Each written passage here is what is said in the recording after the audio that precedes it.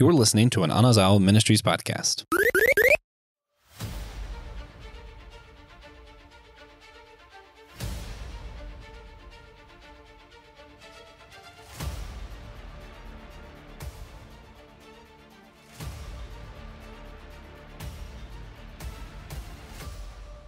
Do you have a favorite comic book series? One that you just have to get every new issue of no matter what? A pull list, if you will. Well, if so, buckle up. You're going to have fun with this month's comic book catch-up.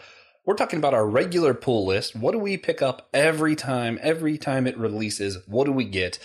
And not only that, patrons, this is a special episode. You guys are actually only going to be half of our audience, because we're repurposing one segment of today's episode for our regular feed. So if you're not on Patreon and you're hearing me say this, you're only getting one segment of this episode. If you want the full thing, go over to Patreon. We're going to talk about our full pull list over there. On our regular feed, we're going to be focusing in on a new part of my pull list, which is just going to be Miss Marvel and Wolverine, or Miss Marvel and Moon Knight, or Miss Marvel and Venom. It's a pretty interesting series that we're going to talk about. But before I keep rambling, I have to introduce the other host today. The one and only Will Rose is with me.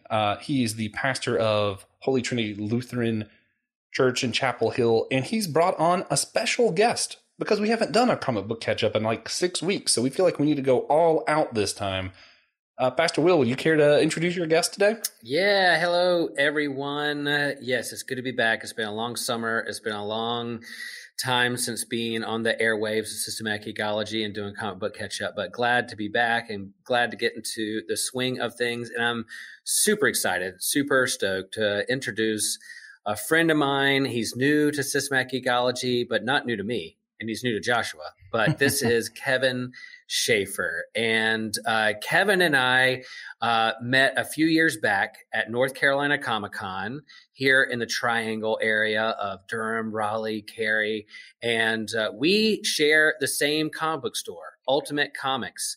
And so we have our pull list at the same store that now has like, back in the day, it only had one store. Now it has like 5 out there. Alan just keeps growing. He's going to franchise this thing soon. But they're in charge of North Carolina Comic-Con. And Kevin and I share some love of comics, but also figured out that we are both people of faith. And so I brought Kevin on to be on our panel at North Carolina Comic-Con, Finding God in Comics. So we shared a stage and shared a panel at a Comic-Con, and it was super fun. And he shares a wealth of knowledge about everything geeky, and super glad that he's here. Kevin, I know I've said a lot, but introduce who you are, what you do. You might have different memories of how we met, but go ahead and share away.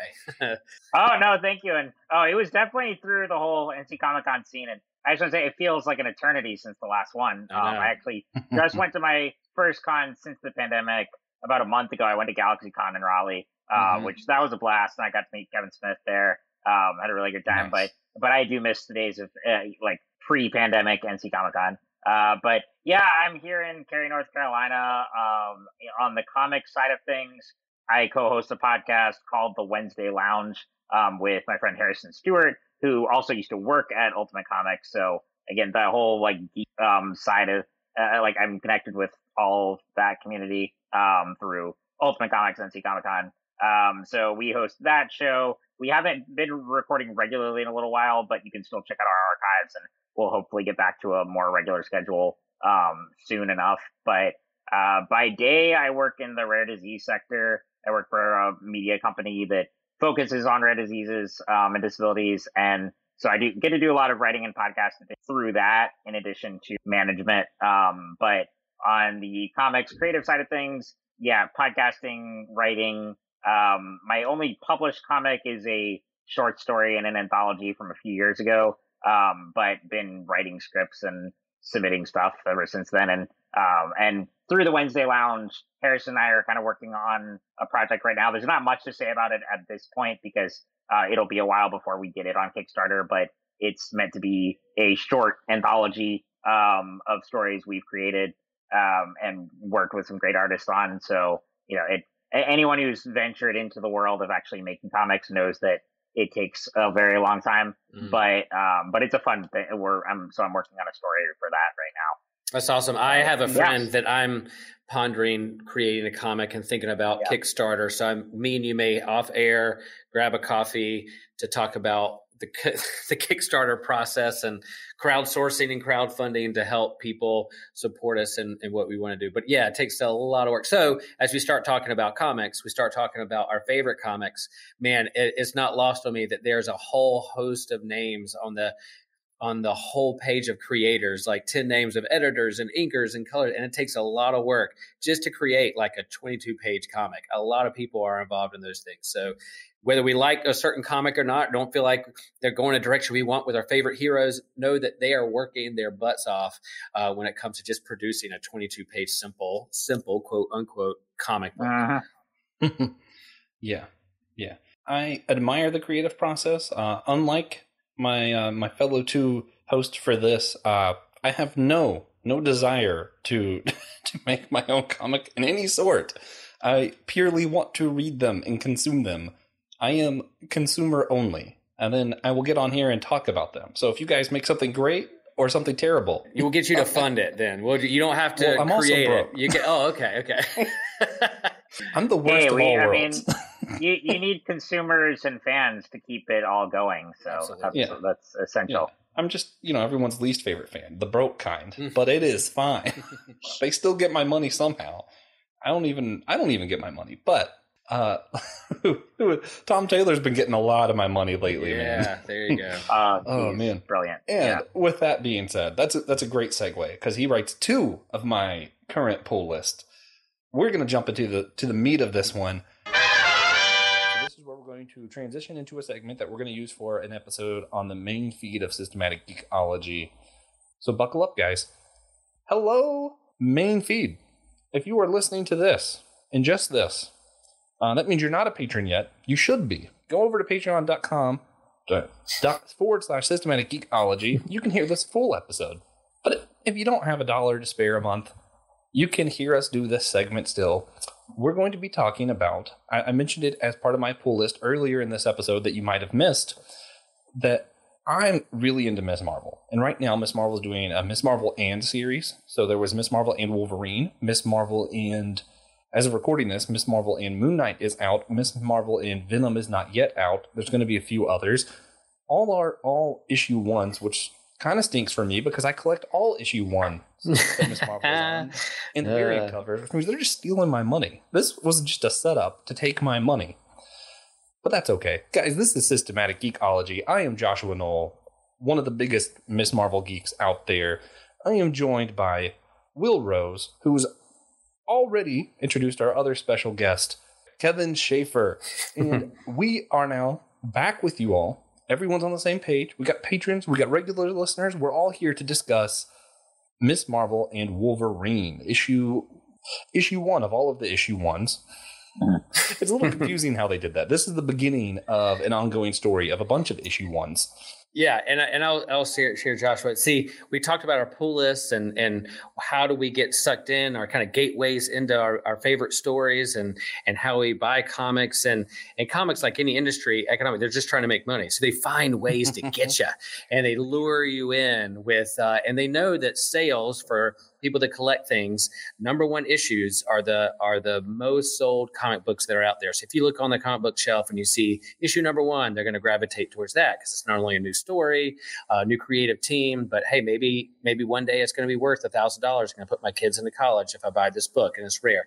So that's how they stick you in. So with this Ms. Marvel, it is funny. Like our friend Ryan Doze, who has his Thor podcast, and I'm on his every now and then. He gets on me because I'm like, "What's the legacy number?" I'm all about legacy numbers. They'll be like, Thor number 4, but legacy number 692, so I love the legacy numbers because it tells you how long it's been in these waters of comics. And I love that. But the number 1 issues or the low number issues usually suck people in. So I have no idea how Ms. Marvel and whatever is going to be collected into a trade because it really should be Ms. Marvel, team up Ms. Marvel team up with steady numbers and different characters from the but they're going out with just single issues, one shots, but it's still connected to the larger story because they want Joshua to buy the variant covers of issue #1, and they want to suck in new readers. They're just back to bamboozling me. They've been doing it since the creation of this character, and they will not stop. They know I love her too much. Yeah, that's it. Well, and I can imagine some really good variant covers for these ones. I mean, I know this one is the first one, and then the Moon Knight one just came out too. So with those characters, you can have all kinds of artists. My favorite are the Predator covers, since Marvel just obtained the Predator, so you have like... it's so cool. Yeah. Which, I'm pretty sure that's what this story is just building to a Predator story, I think. It's really hard to tell. Right. Because, we're still sort of in the beginning. I don't want to spend too much time talking about the other parts of this. We're here to talk about Miss Marvel and Wolverine, but since I at least, I assume you guys probably have read Miss Marvel and Moon Knight as well, because Moon Knight's another one of my favorite characters. I do want to throw out there the art difference.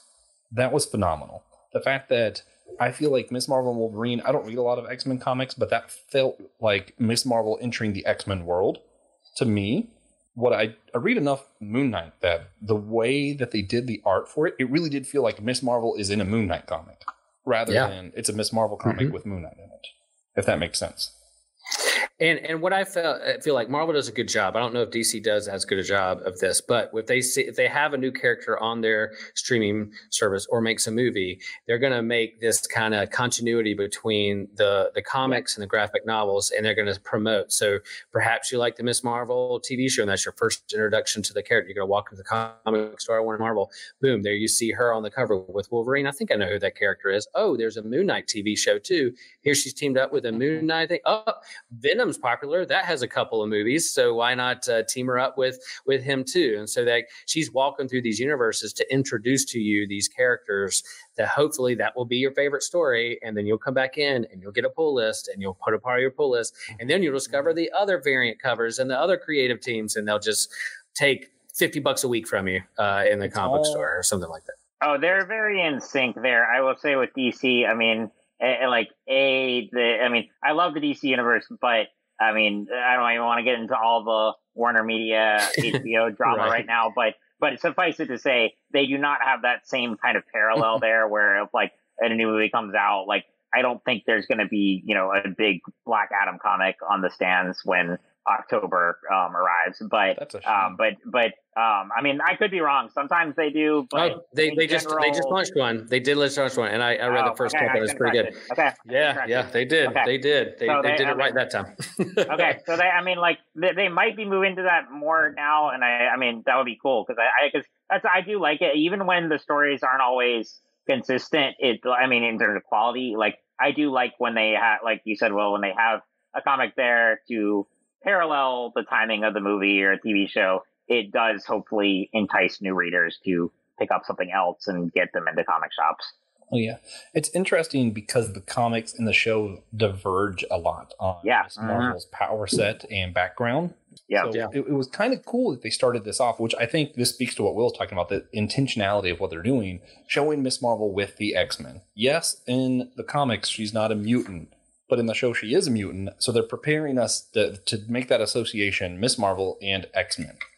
We need to make that association now because that's what MCU is going to be doing down the line. Mm-hmm. So, yeah, I'm excited for that. I don't know. I so far, I really enjoy the series. I like the... What are they? They're like robot bugs? Yeah. Some kind of robotics. Well, before we get too far ahead of ourselves, Kevin, would you mind just kind of describing what Ms. Marvel and Wolverine was about? Yeah, so this is a pretty basic team-up issue where, and I have not been following the X-Men books as much, so I learned more about where they are from this issue. But what's the name of the like home of the X-Men now that like Kokora. Okay, yeah. The mutant island is now their own home and island that they can get to through these portals, but they have their own kind of nation or state or island that they dwell on. But then in this particular issue, they have like a treehouse, like a embassy. Right. Mm-hmm. So that's like, so she's there and she's really just kind of like hanging out. She happens to be there when these kind of nanobots attack, and it turns into the title of the issue is a bit deceptive because it is more of a Miss Marvel and the X-Men. Sorry, but like, but she does reference though when she sees Wolverine at the beginning that he was one of the first people she kind of met in this world of superheroes and X-Men and Avengers, and so it's a nice little callback there. But yeah, basically, I mean, it's a pretty simple where she's helping to contain the situation, and the X-Men are there. They have to go on, or they're on another mission, I think, at the time, and she has to help clean up this mess here. Ends up getting Wolverine electrocuted at the end, but then of course he still compliments her and says like, yeah, that was quick thinking, kid, because she's able to kind of control all the bots here and manage the situation and keep it from getting worse than it could have been. So it's a very just like fun, tight little story there. But there are some good, like, even though, like I said, it's really my only critique of the issue was it was more her and the X-Men as a whole, because you see Rogue and Jean play a pretty big role in this one. I would have liked a little more just between her and Wolverine, but it was still a lot of fun. Yeah. Comics does these bait and switch things where they're like, here's the cover, here's the title, and they're like, nope, you're going to make you learn about the X-Men in case you want to do that. And I thought in this issue that they're at the end, they were going to be like, but you're not an Inhuman, you're a mutant. And I was like, oh, no, I was waiting to see if they were going to do that. I bought that, and that would have been funny if they were like, in the TV show, we said you're a mutant, so we're going to make you mutant now. But they're just leaning into a little bit. I don't know if they're going to get rid of her being an Inhuman in the comics just yet. But I thought there might be a chance for that in the comics somewhere, that he was sniffing her out. Wolverine was sniffing. I smell your X gene. It's not Inhumans. It's something else. What's the dog on the Inhumans? You know what I'm talking about? Lockjaw. Yeah, Lockjaw. Yes. I think the only character whose chemistry I like more with Miss Marvel than Miss Marvel and Wolverine has been Miss Marvel and Lockjaw. Oh, can't beat a big dog. Can't beat a big dog. Yeah. Oh yeah. Okay. Let's get to the punch a little bit. If you had to rate this comic, specifically Miss Marvel and Wolverine, from 0 to 10, Pastor Will, I'm going to let you go first. How would you rate it? Why would you rate it? Oh, okay. Ratings. I'd probably give it a passing grade. I would give it a 6.75 because it was basically basic. It didn't share anything really terribly new. They're teaming up something. I see what they're trying to do. They're connecting her to the X-Verse because she has a popular show and she's now a mutant. And then you want to bring people on even to the X-Men story. Like, Kevin said he hasn't been reading the X books. Maybe this would have lured him to try to find out more what was going on. So it wasn't anything groundbreaking. It was a very well written issue. The art was good, but didn't really share anything new. What they got me is the last page was like, oh, the next one, Miss Marvel and Moon Knight. And I was like, I guess I'm going to have to keep reading because I do want to see how she interacts with Moon Knight next issue. So I think Jodie Hauser is the author for this. Right. And she is very a great creator, great author. And so I thought it was, but nothing really so groundbreaking that it did anything new to blow my mind or blow my world. So 6.75. Gotcha. Kevin, 0 to 10. Yeah, I would say right about the same, like 7 out of 10. I mean, it was solid. I thought it captured the character really well, and I'm excited to see. I think Jodie is a good writer for Kamala. But like I said earlier, I think it did force kind of the X-Men stuff into too much. I would have liked to instead see more Miss Marvel and Wolverine alone, because I think that would be a really cool dynamic. I mean, it almost could be I kind of see that as like a kind of grumpy uncle niece relationship. They could be, and I think there was an opportunity for some fun stuff, and you could have them also. I mean, I get like the robot thing is probably tying into a larger arc for this series, because even though it is a series of one shots, I think they're going to have villains play out throughout. But nonetheless, I think I would, if I were writing this, I would have done just a different villain for each one, and have them very self-contained. So for a Wolverine one, have it more like a Western or like road trip or something like that, where you get the kind of like antics of Wolverine to come into play. But nonetheless, it was still really fun. I like the art. And I mean, I love the X-Men, so it's not like I'm begrudging that they're there, but I just, for the title of this and kind of the angle of the series, I wanted to focus more on just these two characters. But it was still a lot of fun. Yeah, I definitely agree. For me, I love Wolverine and younger superheroes in general because he's always kind of the kind of crockety old man kind of deal. Yes. And I love the comparison of Wolverine and Spider-Man with Wolverine and Miss Marvel. Because, you know, Spider-Man and him, they have this fun relationship because Spider-Man is the young, kind of mocking everybody, kind of making jokes all the time, and that gets on Wolverine's nerves. But, you know, Wolverine secretly kind of loves him. But Wolverine and Miss Marvel is scared to death that she's going to anger Wolverine with all the stuff that she does because she's whimsical and fun and crazy. And Wolverine's just like, nah, I like you, kid. Like he's a lot more open about it with her, and it's great. Yeah. It's like, oh man, I'm gonna show my my more feminine side here. It reminds me of like Gossip Girl. That's not what I'm trying to say. Gilmore Girl with Luke Danes and Rory, where he just loves this kid, and if anyone messes with that kid, he's going off, and you're like, yeah, I love that relationship. Which is why it was disappointing. It wasn't more of that. Honestly, they didn't even need to have a villain. I would have just been cool, just Miss Marvel and Wolverine. Them just talking. Yeah. I would have been okay with that. So I'm gonna. 8 seems way too high. 7 seems a little low. So I'm gonna counter Will and make it 7.25. Boom. So we can. There you go. So we can sit on a straight sevens. Trip sevens. Jackpot, baby. Jackpot. Oh yeah. All right. Yeah. So. We both mentioned it, Will. We were talking about the chemistry between Miss Marvel and Wolverine. How do you take their chemistry? Because they've had it before in her first series. I think this was her first team up was with Wolverine. Yeah, which is just all kinds of fun because you know, if you've seen the show, you know she's a huge geek. She's a kid. She's whatever. And Wolverine is what, hundreds of years old or something. Like you know a lot more about Wolverine. How would you break down this relationship?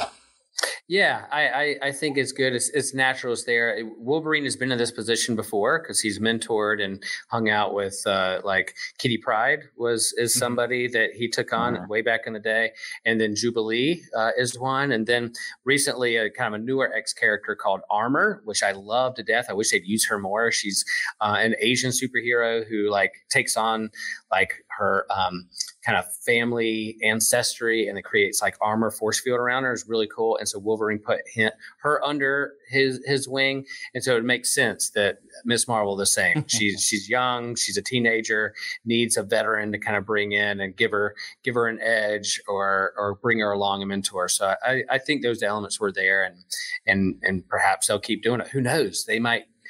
Now, in a TV show, Wolverine and Miss Marvel might team up together and be a part of a movie / TV. I'm sure it's down the road. Plus you have X-23. You have Wolverine, his clone, that's been a part of the X-verse for a long time in the movie Logan. And so there's that similar kind of chemistry of taking someone young, very similar, under their ring. And then, you know, you get two different personalities. Someone's gruff, edgy, I don't think he's smoking anymore in the comics. They took that out. But someone who used to have like a cigar hanging out of his mouth, and here he has this kind of like Muslim American teenager as a superhero is you know good. You put those two together, peanut butter and jelly works. Oh yeah. Kevin, you have anything else you'd like to add to the just kind of the discussion of their relationship? Yeah, I mean, I definitely that's what I like is that. It seems like a character who wouldn't mesh well with Wolverine, but again, I think that's the fun thing about him is that it's not even like a soft side. It's just like he likes characters with spunk and attitude, and they can be very different from him, but he still is one to appreciate people like Jubilee and like Kitty, and he's always had that dynamic, and so I think that's why it makes them, Miss Marvel and Wolverine, such a good pairing. And I would love to see more interactions like that. I mean, you know, just because it's just a fun dynamic to have. Yeah, part of me wonders, and this is not something we plan to talk about, but you know, I do this. He does this every episode, not every now and then, every episode. It's true. TJ, and I'm all podcast. For tangents. Yeah, the Whole Church podcast. I do these like more detailed outlines and I send them out and everything, and I'm really organized. Everyone's like, wow, you're so organized. And as soon as we start, half the time TJ's like, let me just tell you, you might as well have just trashed that outline. He doesn't do them. But here I am again. I wonder how much of it is, and this might be me reading into it too much, is Wolverine going, I wish I was still like that. Because I know that with me, that's one thing I love about seeing younger people or people who have more positive outlooks than I sometimes have, is just remembering, I want to preserve that for them as long as possible. Because we live in a dark world, Yeah. Sometimes it's just nice to see someone who still has that innocence, that has the fun, that has the happiness and all of that. And you're like, yeah, let's let them put off getting jaded as long as possible. And he's had a long story and a lot of history and seen a lot of horrible things. And so why wouldn't you get jaded and cynical and lose your hope in humanity when you're being persecuted for so much, oppressed so much for being a mutant, being different? And so, I think that's right on track. You find someone who's a little bit more younger, more idealistic, who has a little bit more hope and sees the world a different way, then why wouldn't you want to be around that? And why wouldn't you want that to kind of rub off on you? He's not only shaping and mentoring her, perhaps it's the other way around, helping him see the world through a different pair of lens as well. Oh, I think that's definitely a great perspective, because the thing about Wolverine is so often he hides his pain and he wants to come off as all tough and everything. But I think absolutely he would long for someone to be, protected from that reality and not have to go through the brutality of war and, such a long lifespan that he's endured and losing people along the way and all of these things. So I think absolutely he does find hope in the midst of these characters who are so relentlessly optimistic. And even though he's not ever going to be that person, he doesn't want to take that away from someone nonetheless. Yeah. I've always kind of thought that's why he suffers through Spider-Man. Like, I think some of Spider-Man's jokes really do get on his nerves, but he's like, he just needs to be around that positive energy. It's good. Yeah, glutton for punishment at Wolverine. Which, everything we're saying here kind of brings to mind when I'm thinking about in the church. I think a lot of times we misjudge who should be mentoring who. We think of, the...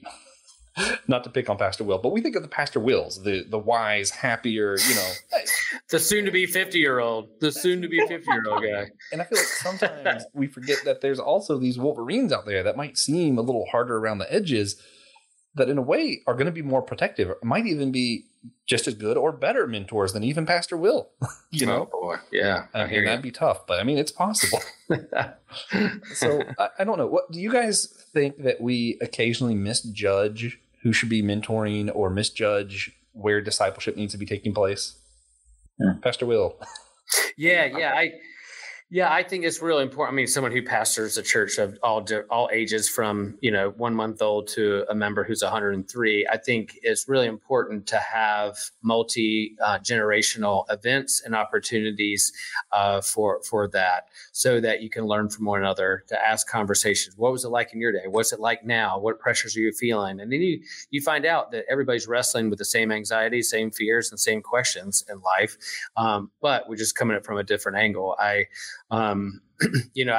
That's why we don't separate children's church to church in our church. We keep them all together. And so if there's a baby crying or a kid restless, our older members just have to stick up with it, because that's the sound of the church of today, and vice versa. Like having our younger ones help our older ones up to get communion. Like I want them all in the same room together, worshiping together. And we have different moments and opportunities to do our own things in our age groups, because that's important. But I think having multi-generational events and opportunities to have conversations is super important.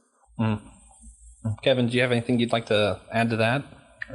I mean, I think if you had a congregation or leader team for church or for any community that was all relentlessly positive people, it would drive everyone crazy. So I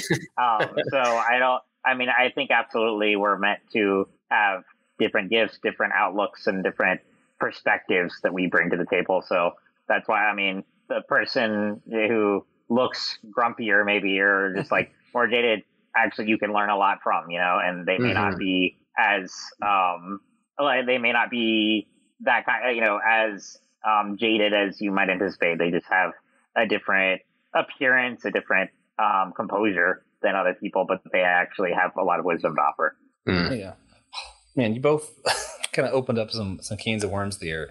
I know there's a lot of different philosophies amongst different churches of how we handle children and youth ministries. And I like a little bit of both personally. I do think there's a place where, hey, let's do something that's just specifically for the children. Let's go all out, make a huge, cool children event, that kind of thing.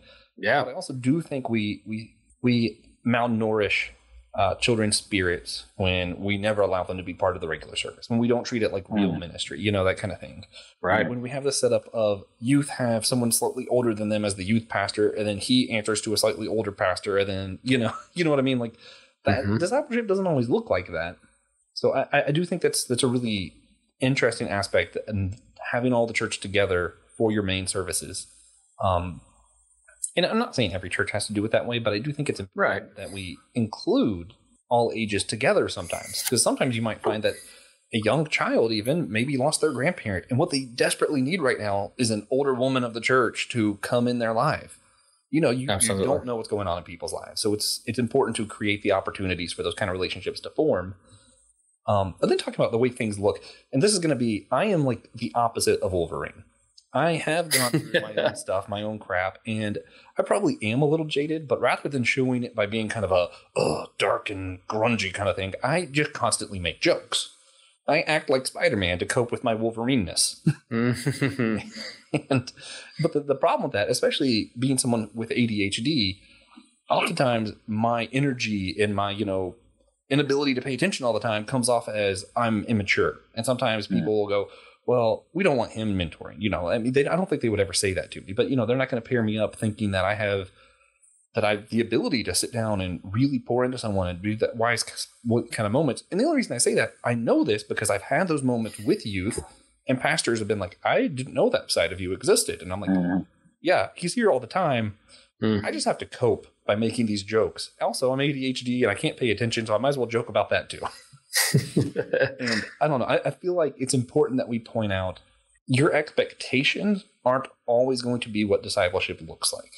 Yeah, I think there's a mutuality to that. Like it's not just a one-way street to mentorship. There's, when we take our youth on a service project or to a nursing home to sing, yes, we say, look, it's not just you serving them, or that, you're the only one who's there for the other person. You're going to learn something from them back and forth. And so there's a mutuality between the two. Every relationship should have that, and does have it, seen and unseen. So yeah, I think it goes both ways, and that usually is what happens when you do a service project or mission trip to go somewhere else to serve. You're going to get more out of it because you're learning from the people that accompaniment. We're not coming to be the white knight to save you.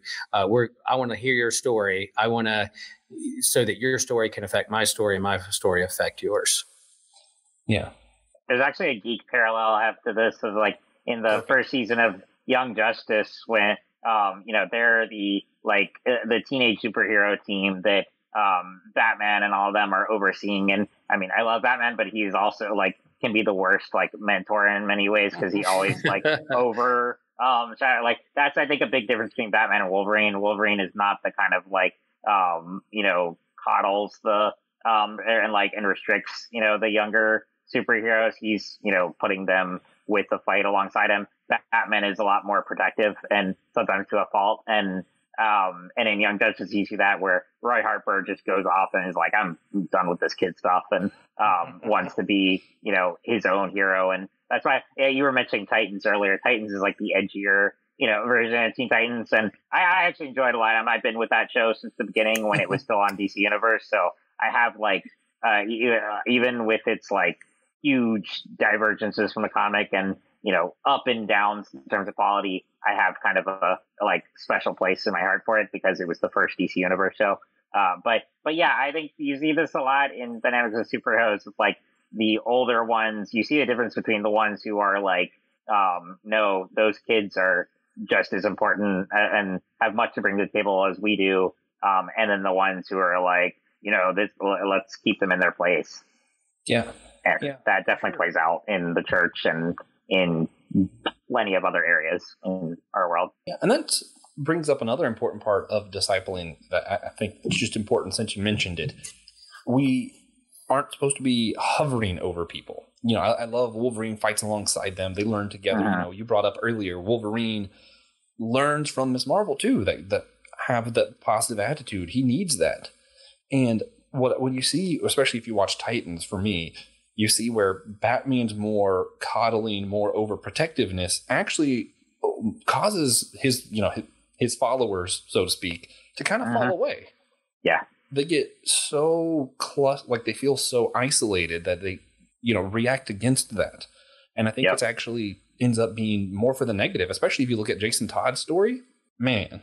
So there's and just read. You got to read the comics too to see the full Jason story. I mean, I think they do a good depiction of him on Titans. It's different, but it captures the sensibilities there and how he was pushed away. But yeah, which run does that story? Because I actually the original Under the Red Hood, which actually came out. There's always this big controversy of did Marvel steal from DC or DC steal from Marvel, because Winter Soldier and Red Hood came out so close to each other. But I still don't I always forget which one was published first, but they were so close to each other that I really don't think one stole from the other. It just happened to be that they came out around the same time. But I would read that one. And then Red Hood has had a really fascinating story since then, because he was initially when he came back as Red Hood, he was a villain. And then he's had a story similar in kind of way to Winter Soldier, where he's become more of an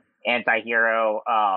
But I think more so, he's really formed his own identity. He's not this anti-Batman anymore. But anyway, I would read the original Under Red Hood and watch the animated movie. It's fantastic. Yeah. And then read Red Hood and the Outlaws. I think is a really good one. So is that Batman Under the Red Hood by Judd Winnick? Yes. Yep. Okay. Uh-huh. And then Judd Winnick also wrote the screenplay for the animated movie, so that's why it's so good. Yeah. So read the graphic novel first, then watch the animated movie and see what. Yeah. I need to do all of this before I think November, when the Gotham Knights video game comes out, because I'm excited to see all of their stories coming together. And that game is going to be There Is No Batman. So here are the Gotham Knights. You have Red Hood, Nightwing, all of them. Yeah. It's fantastic. That and the Legacy of Hogwarts game coming out. Both, I'm super excited for both of those games. Nice. But here's where I have to bid farewell to our regular listeners who have yet to go to patreon.com/systematic ecology, because we have to finish up some stuff for our patrons, the ones who give us at least $1 a month. And then we'll go back to our wrap up and we'll meet you regular listeners there. We are at the recommendations part, and this whole thing has basically been a recommendation. It really has. So we've created a long list, and I think Joshua's going to spend more money on his pull list, I think, by the end of this. People are tired of hearing about books. So let's see if we can give a recommendation that isn't a book.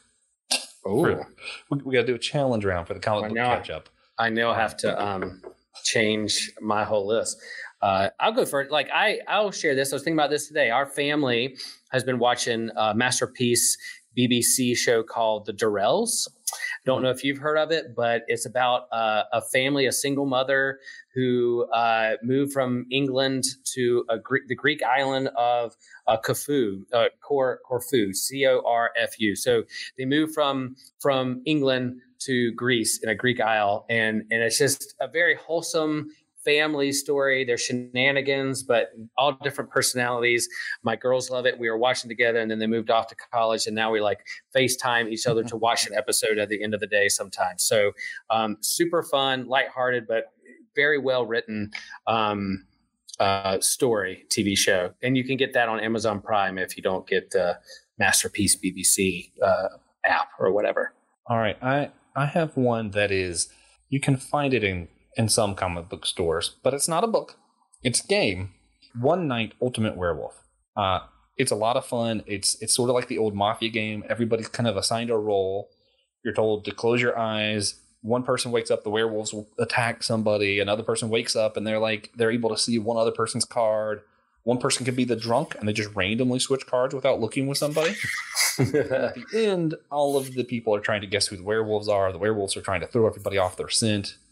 It's a lot of fun. It's a really good group game. Kevin, non-book recommendation. I have like so many, but I'm trying to pick on some. So obviously Sandman, but I mean everyone in the comic world is talking about that. Let's see. There's also on Disney Plus, the Light and Magic series was excellent. It's the documentary series about the special effects company that created, all the special effects for Star Wars and has been working ever since then. So that one is a lot of fun. I'm trying to pick like a really good one that isn't as obvious, but let me think for a sec. While you're thinking, we might have a conversation, an episode in the near future about light and magic. So stay tuned. Ooh, Systematic ecology listeners. Yeah, that'll be a good one. I'd say I don't know. It's still one of the best pieces of TV I watched this year. It's not like it is R and it's not for everyone, but it's called The White Lotus on HBO Max, and I especially want to recommend it because I don't know if it was an HBO original or HBO Max original. But I'm trying to push more HBO stuff because who knows if they're going to last or not. Right. But that one is by far one of the most just captivating pieces of storytelling I've seen in a while. Will, did you watch it? No, but I've heard lots of things about it. So yes. I'm very intrigued. It's the basic premise is that there are these three groups who come to this luxurious island in Hawaii for a week, and they're staying there. And this isn't really a spoiler because it's in the opening scene, but the opening scene is a week after the vacation, and all you know is that someone died during the trip. You don't know how, you don't know who, but you have that lingering mystery there while the series, because it's only 6 episodes, I think, and you have that lingering mystery, but then it is also just so funny and subversive, and I think there are as many socio-political themes as there are in the show. There's also, I think, interesting things to be said about faith and everything else. And so I could not recommend that series enough. But cool. It's one of the best written pieces of TV I've seen this year. Nice. Yeah, sounds like my kind of style of thing. Yeah. I think, my favorite streaming services right now are probably HBO Max, Disney Plus, and Paramount. Of the 3 that I'm I love these 3 because I get my Marvel, my DC, and my Star Trek, and I'm I'm good. I am good. Nice. All right. Well, with that being said, Kevin, remind our listeners one more time, where can they find your other podcasts and everything you do? Yeah, so the Wednesday Lounge you can find on Spotify. I got to see if we're on Apple or not. I should know that, but just search Wednesday Lounge on Spotify. Like I said, we haven't recorded regularly in a while, but you can check out our archives there. We've got some really good episodes. This isn't comics related, but the work I do for work, I work for a company called BioNews. That's a network of rare disease websites, but I have so many nerd references and stuff in my column, Embracing My Inner Alien. So that's on SMANewsToday.com. And the podcast I do with that is the SMA News Today podcast. And that one is discussions with people in my disability community. So that's also awesome. Anyone is welcome to listen to. Kevin, what does SMA stand for? Acronym for? It's short for spinal muscular atrophy. So it's a neuromuscular condition I've lived with my whole life. And and in that column, even though it's for, a healthcare website, I, told them from the beginning, I'm going to write about geek culture and all the things that intersect into my life. And so I think that's, anyone is welcome to enjoy that. And then I'm on Twitter and Instagram. Awesome. Well, guys, with that being said, be sure you check out all of the other projects Kevin's a part of. And if you want to hear everything else that Will and I are on, or the other episodes of this and some of our other projects, you can head over to systematicgeekology.org. There's a drop-down menu where it says host. Just click that, click on our names, shows all the stuff that we're on. If you want to let us know what you've been geeking out on or what you think we should be geeking out on, same website, there's another link for that. We'd love to hear from all of you. And of course, we would love it if you guys would just try to remember that we are all a chosen people, a geekdom of priests.